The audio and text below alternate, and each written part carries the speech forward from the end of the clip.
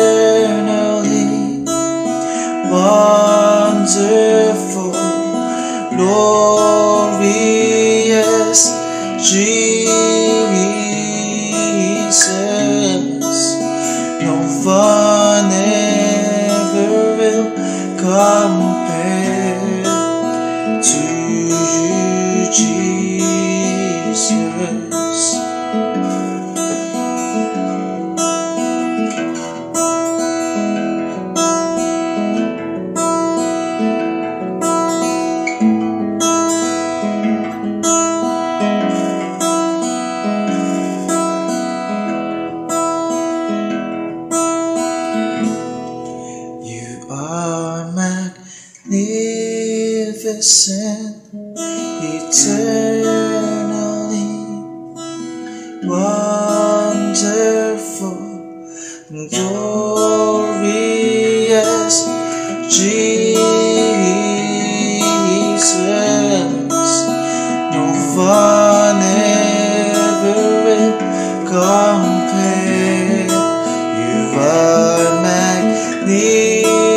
and eternally wonderful, glorious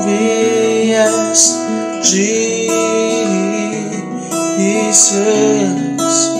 No one ever will compare to you, Jesus. No one ever will compare to you, Jesus. No one ever will compare to you, Jesus.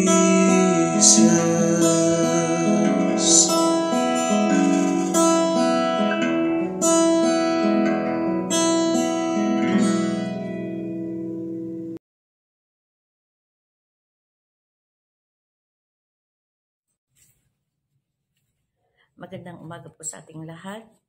Tayo po ay magpapatuloy sa ating morning devotion. At sa umagang ito, bago po tayo mag-umpisa sa ating pag-aaral, tayo muna ay manalangin. Hallelujah, Lord God. We worship you, Lord. We glorify your name. Salamat, Panginoon, sa pagkakataong muli na binigay niyo po sa amin. Salamat, O Diyos, sa pangunguna niyo po sa amin, Lord God. Dalangin ko, O Diyos, sa umagang ito, na patuloy niyo po kaming linisin, patuloy niyo po kaming samahan, patuloy niyo po kaming gabayan, Panginoon. At sa bawat salita na aming mapakinggan, Panginoon, ay magbibigay sa amin, Lord, ng aral, magbibigay sa amin na Ikaw, O Diyos, ay lagi naming mapapurihan, lagi naming maitaas sa aming mga buhay. Salamat, Panginoon. At ang lahat na ito ay aming dinadalangin, pinapasalamatan sa tanging pangalan ng iyong anak na si Jesus. Amen. Okay po, sa umagang ito, ang ating pag-aralan po is, ang pamagat ay be doer and hearer of the word. Ang sabi dito ni James, this letter was written to encourage the Jewish believers in Christ who were suffering and experiencing all kinds of trials because of their faith in Christ the Lord. James is writing from his personal experience. He had first-hand knowledge and experience regarding lessons of faith, trials, testing, and persecution that the people of faith were experiencing. James was keenly aware of the believers' need to endure the persecution and suffering that they were facing. James is encouraging both those living in Jerusalem and believers who are scattered all around the world to persevere in their faith and to walk steadfast with Christ. Ito, sinusulat ito ni James doon sa mga believers na kung saan at that time ay sila po ay nagkawatak-watak at sila po ay maraming kahirapan na naranasan, persecution, no? Sila po ay labis na dumanas ng paghihirap dahil po sa kanilang pananampalataya, mga pagsubok na kanilang naranasan. Kaya ito isinulat ni James upang ma-encourage po ang bawat mananampalataya. Ganon din sa atin ngayon, no? Tayo rin ay maraming mga naranasan, kaya kailangan po natin ay lagi po tayong mag-aaral sa salita ng Diyos upang patuloy po tayo na lumakas at patuloy po tayong maglilingkod sa Diyos.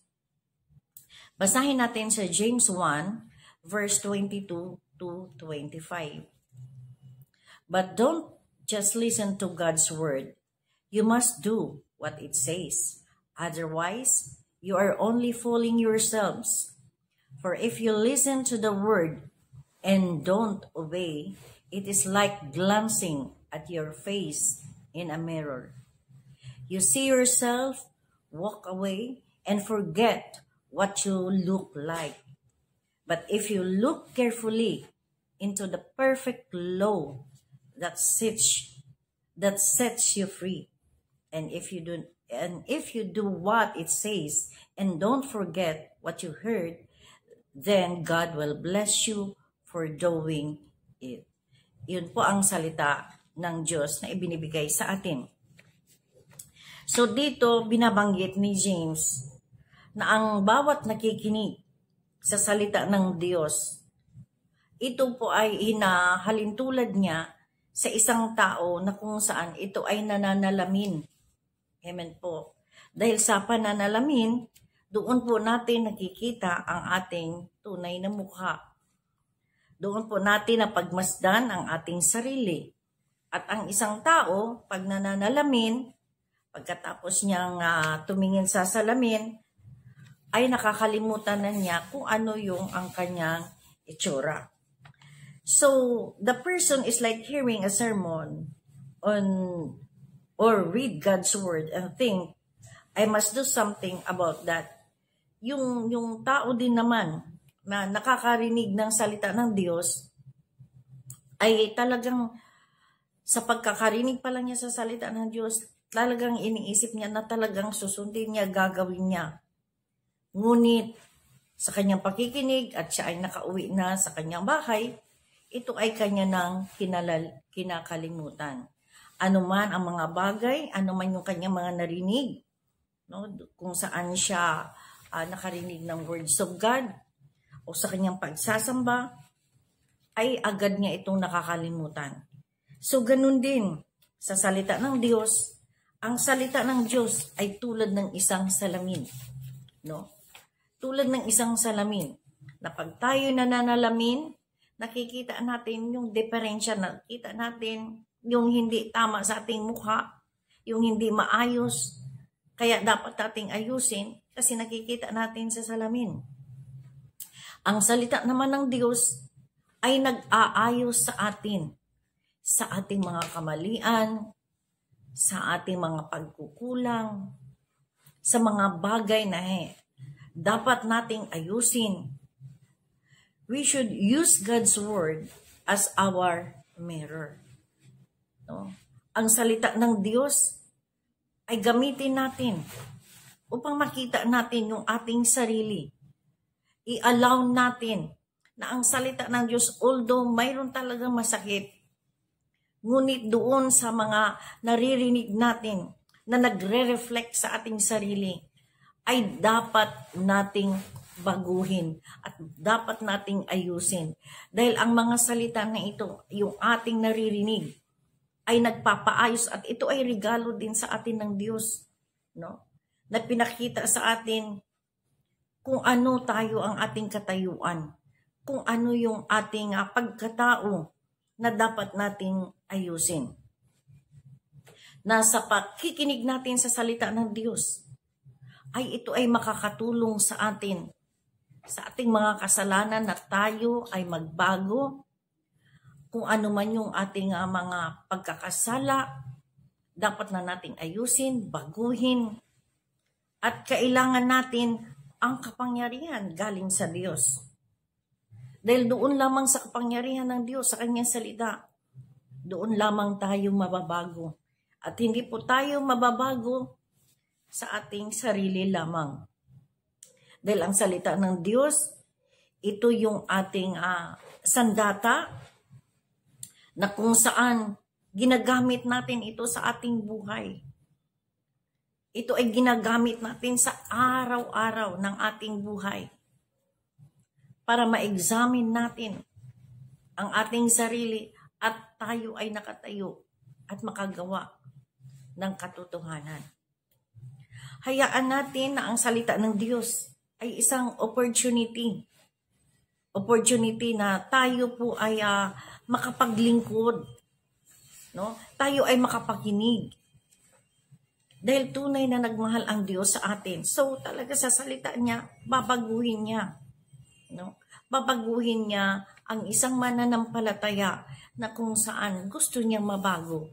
Dahil doon po sa pakikinig ng salita ng Diyos, diyan po natin makikita ang ating sarili.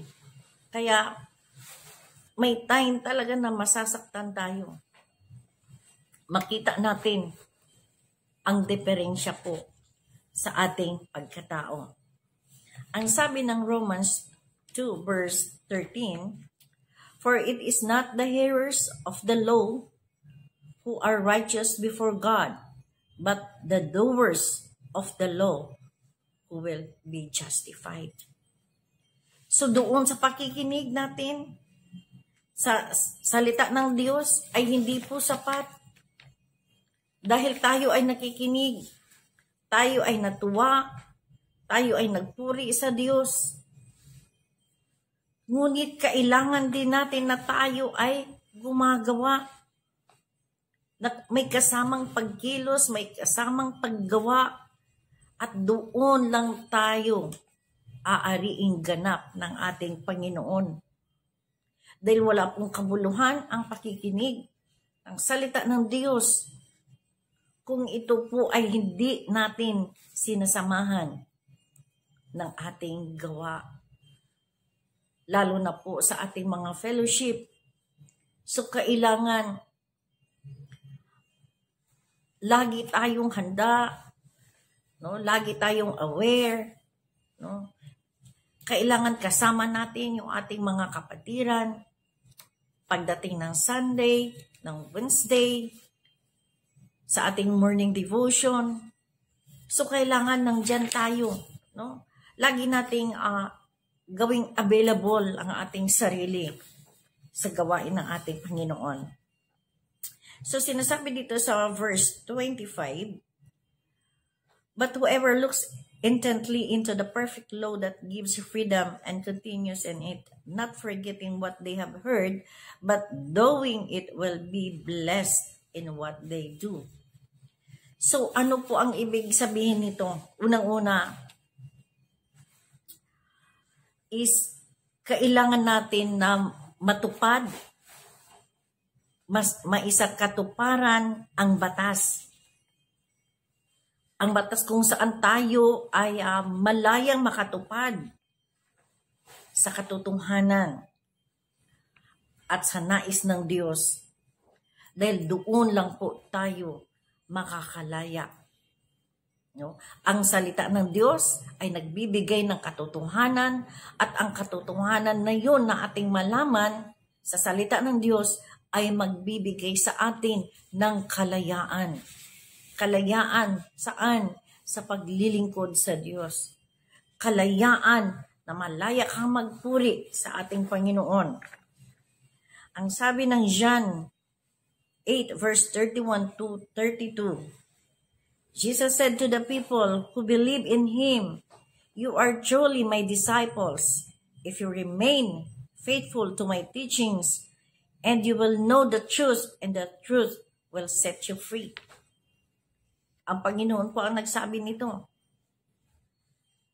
Na kung ikaw ay talagang naglilingkod sa Diyos, at kung ikaw ay nakikinig at sumusunod sa kanyang mga turo, katulad ng sinasabi na ang kanyang salita ay isang salamin, at mananatili tayo sa kanyang mga salita, malalaman natin ang katotohanan.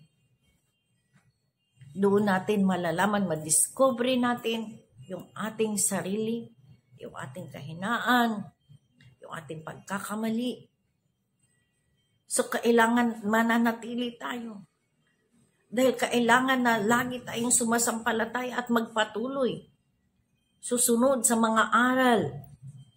At tayo ay maging tagasunod ng ating Panginoon. Pangalawa, having understood the truth. No? The second step is to be one who abides by it. There is a decision here to adopt the perspective that God's ways are for our best, and make a decision to follow in obedience, to act and to according to the word. No? Kailangan magkaroon po tayo ng tamang pagkaunawa, katotohanan, na kung saan tayo ay nakasunod, na ang mga bawat desisyon, mga pananaw natin ay sa kaparaanan ng ating Panginoon. Hindi tayo basta gagawa ng mga desisyon na kung saan hindi na ayon sa kalooban ng Diyos at kailangan sundin natin at kumilos tayo ng naaayon sa kalooban ng ating Panginoon. Amen. O, pangatlo, there is a measure of endurance required. So not having become a forgetful hearer, but an effectual doer, rather than glancing and forgetting, the one liberated from the flesh will continue to remember and continually be an effectual doer. No, dito kailangan natin hindi tayo nakakalimot, no, sa ating mga napakinggan. Kailangan natin itong maisatupad. Kailangan natin itong magawa, no? Hindi lang sa pakikinig, kailangan may kasamang gawa.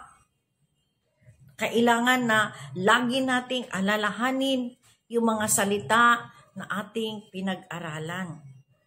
Kailangan ito ay patuloy upang ito ay laging magkaroon ng bisa sa ating buhay.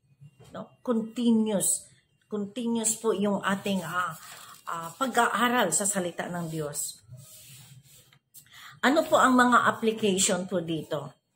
Ang sabi dito, our life priority should be God.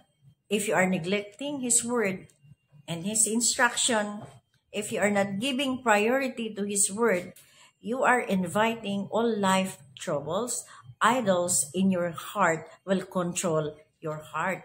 Ano po ba yung mga pag hindi natin nasunod, no? Pag hindi natin binibigyan ng pansin at hindi tayo gumagawa, no, sa kalooban ng Diyos, ay mayroon daw mga distraction po. At ang sinasabi dito ay mayroong mga consequences of neglecting God's word.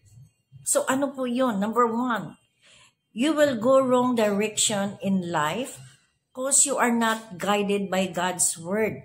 No? Hindi po tama ang magiging desisyon na ating gagawin pag hindi po tayo ginagabayan sa salita ng Diyos. Ibig sabihin, mali-mali po yung ating mga desisyon. Number 2, your life will be confused. Number 3, nervous, anxiety, and fearful will control your life. No? Lagi kang may alalahanin, lagi kang natatakot, lagi kang may pangamba. 4, you will be easily deceived. Madaling malinlang, madaling maniniwala sa mga sabi-sabi, at madaling matempt. 5, you won't know the will of God. Hindi mo malalaman kung ano yung nais ng Diyos, kung ano yung kalooban ng Diyos. Dahil po ninineglect mo yung words of God, hindi po tayo magagabayan. Hindi nga tayo mai-guide sa tama, doon sa light. Kasi yung kanyang words, ang kanyang salita, ang siyang gabay natin. Siya yung salamin ng ating buhay. Nakikita natin yung mali. No? Pag lagi po tayo sa salita ng Diyos, nakikita po natin yung bawat lakad natin. Ganon din sa mirror. Pag tayo na naalamin, nakita natin na hindi na po ayos ang ating itsura. So, number 6, you will make wrong choices in life. Meaning to say, mali-mali na po. Pag mali na doon sa una, mali na yan hanggang sa huli. Hindi na po maging tama ang ating mga desisyon na gagawin. So, all these above consequences will face by those people who neglect the Word of God. Mga pangyari po mga bagay na yan, pag tayo po ay binabaliwala natin ang salita ng Diyos. Kaya mahalaga po sa atin mga kapatid, ang salita ng Diyos. Kailangan po, lagi po tayong kasama natin. No? Lagi po nating alalahanin yung salita ng Diyos. Lagi po natin yung pagbulay-bulayan. Ang sabi ng 2 Timothy 3:16-17, all scripture is breathed out by God and profitable for teaching, for reproof, for correction, and for training in righteousness, that the man of God may be complete, equipped for every good work. No? So, ang salita ng Diyos, ito yung ating nagpapaalala sa atin, ito yung ating kalakasan, ito yung nagbibigay sa atin ng pag-asa, buhay, dahil ito po ay galing sa Diyos. Dahil ang salita ng Diyos ay makapangyarihan. Amen po. At ang sabi dito, nagko-correct. Nagtuturo siya sa atin. Kaya minsan nasasaktan tayo. No? Pero kailangan po nating masaktan. Kailangan ma-correct. At kailangan din nating matuto. Dahil dito, sa mga bagay na ito, doon po tayo tutuwid. Pag hindi po tayo nagpapakorek, hindi po tayo tutuwid sa ating buhay. Lagi na lang po tayo mali-mali. Kasi po, hindi po natin inaalam yung mga correction. Kaya kailangan natin yung words of God upang tayo po ay manatili.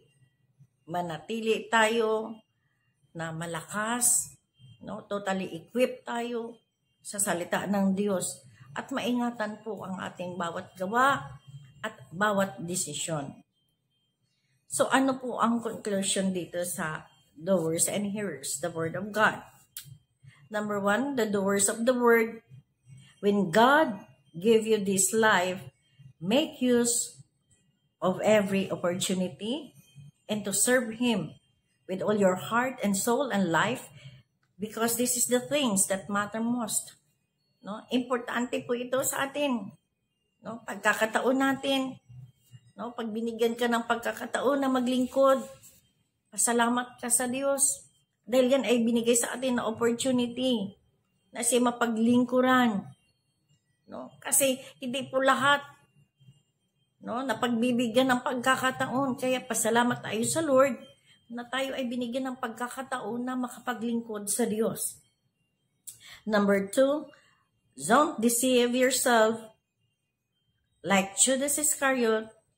So katulad din ng mga nung nangyari kay Judas, no, siya na-deceive po siya dahil sa pera. No, dahil doon sa kapalit. Sana wala po sa ating mga ganun nang dahil lang sa pera ay pwede kang magsinungaling. Pwede mong siraan yung kapwa mo. Pwede mong gawin ang lahat, no? Kahit maapakan ang isang kapwa para lang kumita ng pera. Ano? Sa atin bilang mga Kristiyano, mga lingkod ng Diyos, alam po natin ang mga bagay na yan. Kaya aware tayo sa mga ganong gawain. Number 3, don't neglect God's word. When God gave you this moment, use it wisely for His glory and fame. Ang Diyos po, ang salita niya, ay laging nandyan lang po sa atin. Dapat ito ay lagi nating pagbulay-bulayan, i-refresh natin lagi, no? Na ang kabutihan ng Diyos, ang ginawa niya sa atin, lagi nating alalahanin yun. Yung kadakilaan niya, yung pinatawad ka sa iyong mga kasalanan, no? Yung nakasunod ka, no? Sa nais ng Diyos. Nakalakad tayo sa katuwiran ng Diyos. Dapat ang lahat ng papuri ay ibabalik natin sa Diyos para sa kanyang karangalan. Amen po. Dahil yung karangalan ng Diyos, yung mga ginawa niya sa atin, hindi po sapat yung ating pasasalamat, hindi sapat yung mga bagay na gumawa tayo, tumulong tayo, hindi po yan sapat. No? Ang Diyos ay ating papurihan, pasasalamatan. Dahil sa Kanya, tayo ay pinili. Tayo nakapaglingkod. Tayo mayroong chance na lumapit sa Diyos. Kaya dapat yan ay ibalik natin sa Diyos. Ang papuri at pasasalamat. And number 4, you are blessed, child, if you are doers of the word. You are like a tree firmly planted by streams of water, which yields its fruit and its season. And whatever you do, you will prosper. Yun po ang sinasabi sa atin, no? Na kung saan ang kanyang anak, kung ikaw ay nakikinig at hindi lamang nakikinig at tagasunod ng salita ng Diyos, gumagawa ka, nagtatrabaho ka, no? Kahit walang mang nakatingin sa iyo, kahit walang nagmamasid sa iyo, nakikita po ng Diyos ang ginagawa mo. Yung paglilingkod mo, yung hirap mo, yung sacrifice mo, kahit sa mga simple lang na bagay, o mahirap man na bagay, alam ng Diyos na lahat ng ginagawa mo ay para sa kanyang kapurihan. Hindi po laging nag-aantay na may nakatingin. Mayroong nag-check. Ipinapakita lang natin pag mayroong tao na kailangan ginagawa natin ang paglilingkod dahil nakikita yan ng ating Panginoon. Kahit saan ka man, may witness man o walang witness, nandiyan ang Diyos. Nakikita ang iyong mga sacrifice. Nakikita ang iyong mga ginagawa. At ang Diyos lamang ang magpapala sa iyo.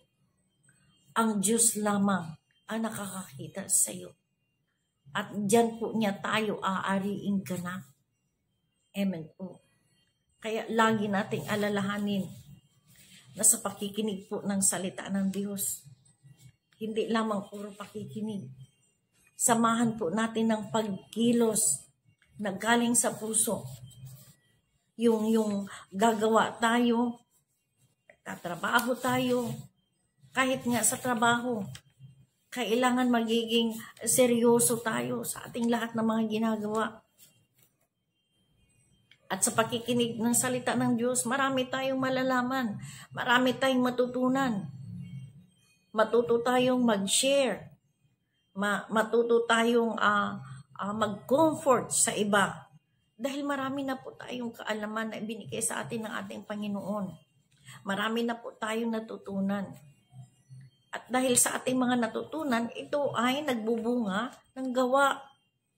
Nakakagawa na po tayo ng mga bagay na noon ay ayaw natin at hirap tayo.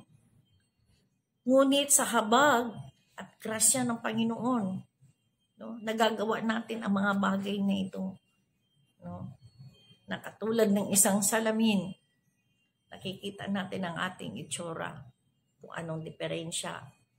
Kaya sa salita ng Diyos, ang salita ng Diyos ay siyang ating salamin.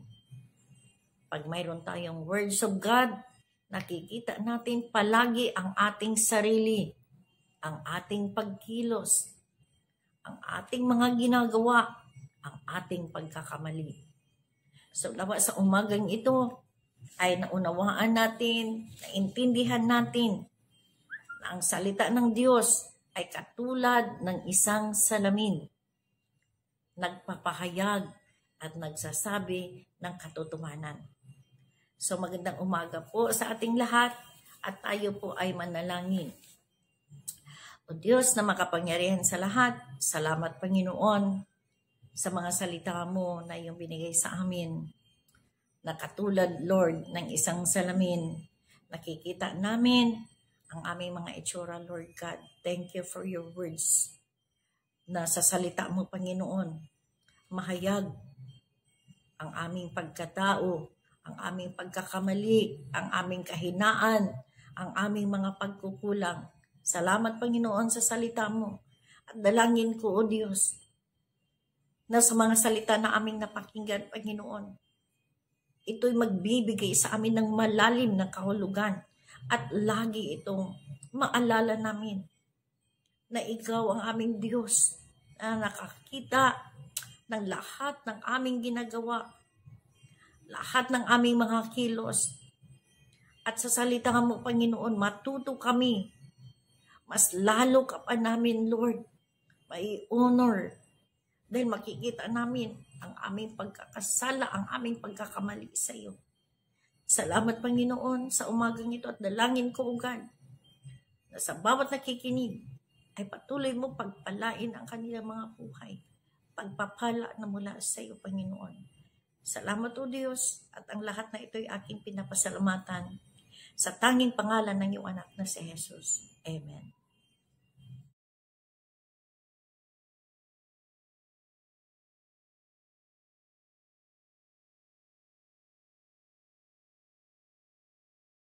Hallelujah. Lord, maraming pong salamat, Ama, sa napakinggan namin na mga salita mo, Panginoon, sa umagang ito.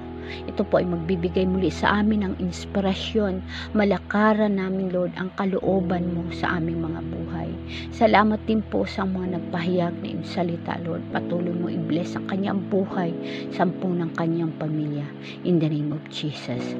Ama, patuloy po ako lumalapit sa iyo upang itaas ang aking buhay espiritual, maging sa aming mga kapatiran, Panginoon, na patuloy mo kami, Lord God, i-guide sa mga nais mo, ang aming puso, Lord, palakasin mo, asamin ka lagi na hanapin ka, Panginoon, at Lord, maging taglay namin, Panginoon, ang nais mo sa aming buhay bilang, Panginoon, na mga anak mo na taga-sunod, Panginoon. Tulungan mo kami na ma-absorb ng aming puso, Panginoon, ang mga salita mo, Lord God, na magpapaalala, Panginoon, magbibigay sa amin ng lakas upang magpatuloy ang aming pakikiisa sa iyo, Lord. Hayaan mo, Panginoon, ang bawat isa ay hanapin ka, Panginoon. Gutumin mo kami, uhawin mo kami sa iyong presensya upang, Lord, hanapin ka namin at ito ang makapagbigay sa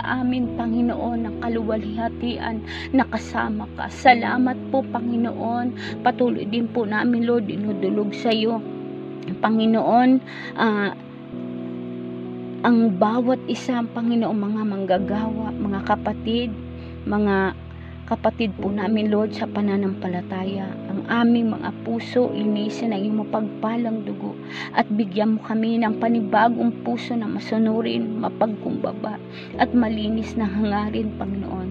Pamumuhay na masunod ka lagi, Panginoon, upang lumakas ang aming mga espiritu, Panginoon, na ito naman po ay nais mo sa aming mga buhay. Tulungan mo kami, Panginoon, na kami man po, Lord, ay makapagpalakas sa mga nanghihina. Punuan mo kami na yung pagmamahal, Panginoon, upang tumibay ang aming mga pananampalataya sa iyo. Lord, dalangin ko po sa oras na ito, mapunuan kami ng Santong Espiritu, Panginoon, upang amin, Panginoon, pananampalataya ay lalo pang lumawi, Panginoon. Lubusan ka naming makilala, Panginoong Diyos, at maunawaan mga salita mo na patuloy naming maisapamuhay. Salamat po ng marami, Panginoon. Pagpalain mo po ang araw na ito sa aming mga manampalataya, sa aming mga kapatid, sa aming mga leaders, Lord, na patuloy nagbibigay sa amin, Panginoon, ng nais mo, Lord. Tinuturuan nila kami, ginagay nila kami upang patuloy kami na makasunod sa nais mo. Salamat po sa kanilang buhay, Panginoon, maging sa aming Pastor Nonoy at Pastora Minda. Pagpalain mo ang kanilang buhay, Panginoon. Salamat po, Ama, ng marami. Sa iyo po namin binabalik lahat ng papuri, pasalamat, pagdakila sa pangalan ni Jesus at ang banal na Espiritu. Amen.